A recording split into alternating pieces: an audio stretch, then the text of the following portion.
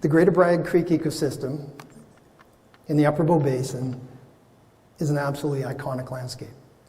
But there's a growing and significant amount of anxiety about a suite of overlapping land uses that are modifying this landscape very quickly. And although the people of this landscape, I think, are very good dealing with the tactical, short-term issues, we're going to have to find a way of complementing those with strategic thinking. The landscape we've inherited, here's the Upper Bow Basin, is exceptionally complex in slope, aspect, topography, precipitation. And this amazing diversity reflects itself in a broad spectrum of plant communities. That's part of the amazing vista. And these plant communities translate into an absolutely stunning diversity of mammals. But over the last 5 generations, there's been a profound change in the amount of land use and the fragmentation of this landscape and the quality of what I'd call ecological goods and services.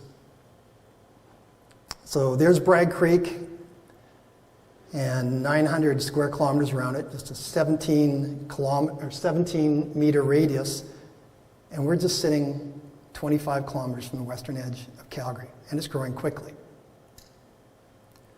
And that city every day, and particularly on weekends, sends people out west of Calgary primarily to recreate, and it's growing.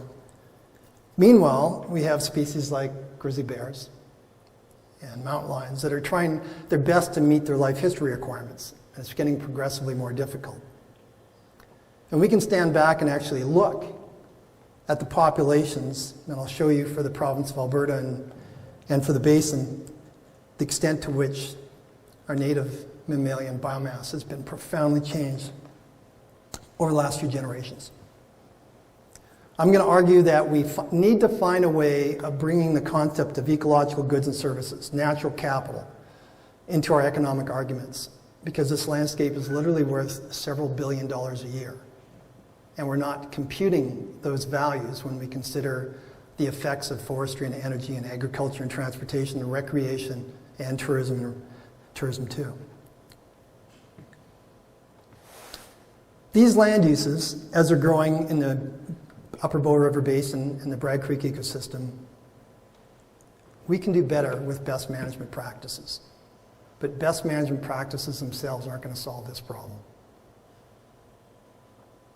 So we've had this amazing diversity of land uses over the last several hundred years, and we can't undo the past. And all those land uses, without exception, created benefits, but they created profound liabilities too. And the various organizations that are well represented in Bragg Creek need to be thinking long and hard about what they want this landscape to be when their grandkids are their age. So I've been on this landscape for about 50 years. First came here to do some work with the government, look at stream bank stability in 1975, I believe. So I'll finish with some final thoughts. So that's the talk. And those that are in a rush can go. And those that want to hear some more details can stay.